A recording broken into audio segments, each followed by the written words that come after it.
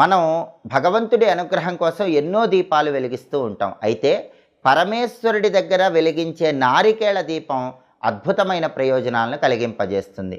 కార్తీక మాసంలో వచ్చే ఏ సోమవారం అయినా సరే ఈశ్వరుడి దగ్గర నారికేళ దీపాన్ని వెలిగిస్తే లక్ష్మీ కటాక్షం కలుగుతుంది, శివానుగ్రహం కలుగుతుంది. అన్ని సమస్యలు కూడా తొలగింపజేసుకొని శివానుగ్రహానికి పాత్రలు కావచ్చు.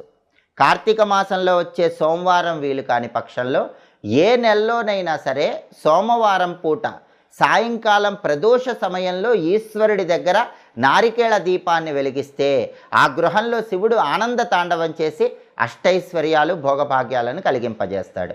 ఈ నారికేళ దీపాన్ని ఎలా వెలిగించాలంటే కార్తీక మాసంలో వచ్చే సోమవారం కానీ లేదా ఏ నెలలో వచ్చే సోమవారం అయినా సరే ప్రదోష కాలంలో సాయంకాలం పూట పరమేశ్వరుడి చిత్రపటానికి గంధం బొట్లు కుంకుమ బొట్లు అలంకరించాలి. లేదా శివలింగ